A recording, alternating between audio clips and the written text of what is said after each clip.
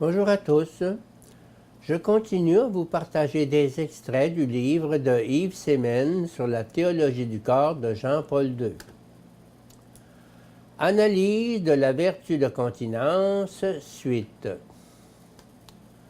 À la lumière de ces considérations, il est facile de comprendre que la continence ne se limite pas à opposer une résistance à la convoitise de la chair, mais à travers cette résistance, elle s'ouvre également aux valeurs plus profondes et plus mûres, inhérentes à la signification sponsale du corps, dans sa féminité et masculinité, comme aussi à l'authentique liberté du don dans les relations réciproques des personnes.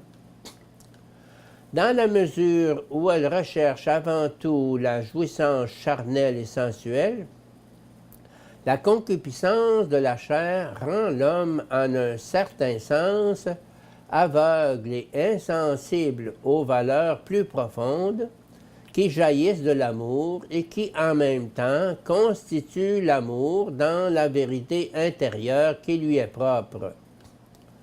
De cette manière, se manifeste également le caractère essentiel de la chasteté conjugale dans son lien organique avec la force de l'amour qui est répandue dans le cœur des époux, en même temps que la consécration du sacrement de mariage. Il devient en outre évident que l'invitation directe adressée aux époux d'être soumis l'un à l'autre dans la crainte du Christ, Éphésiens 5, 21, semble ouvrir cet espace intérieur dans lequel ils deviennent tous deux toujours plus sensibles aux valeurs les plus profondes et les plus matures, qui sont liées à la signification sponsale du corps et à la véritable liberté du don.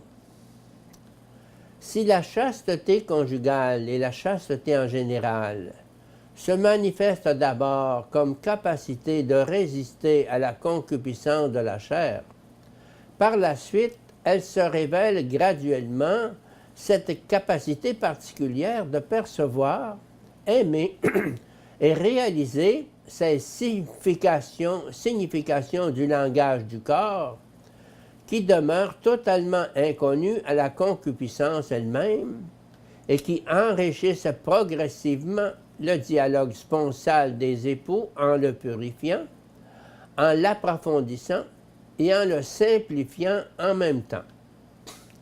C'est pourquoi cette ascèse de la continence dont parle l'encyclique Humanae Vitae 21 n'appauvrit pas les manifestations affectives, les rend au contraire spirituellement plus intenses et par conséquent les enrichit.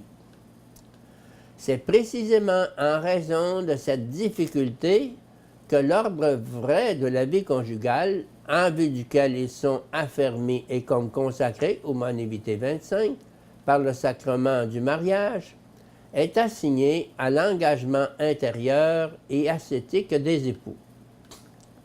Cet ordre de la vie conjugale signifie en outre l'harmonie subjective entre la paternité responsable et la communion personnelle, harmonie créée par la chasteté conjugale. De là mûrissent dans cette harmonie les fruits intérieurs de la continence. À travers cette maturation intérieure, l'acte conjugal lui-même acquiert l'importance et la dignité qui lui sont propres dans sa signification potentiellement procréatrice. En même temps, acquiert une signification adéquate toutes les manifestations affectives, Humanae Vitae 21, qui servent à exprimer la communion personnelle des époux, proportionnellement à la richesse subjective de la féminité et masculinité.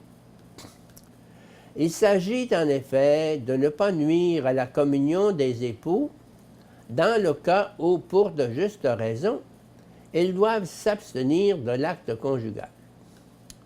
Et il importe encore plus que cette communion construite continuellement, jour après jour, à travers des manifestations affectives appropriées, constitue, pour ainsi dire, un vaste terrain sur lequel, dans les conditions opportunes, mûrit la décision d'un acte conjugal moralement droit. On pense souvent que la continence provoque des tensions intérieures dont l'homme doit se libérer. À la lumière des analyses effectuées, la continence, intégralement comprise, se révèle plutôt l'unique voie pour libérer l'homme de ces tensions. Elle ne signifie rien d'autre que l'effort spirituel qui vise à exprimer le langage du corps, non seulement dans la vérité, mais aussi dans l'authentique richesse des manifestations d'affection.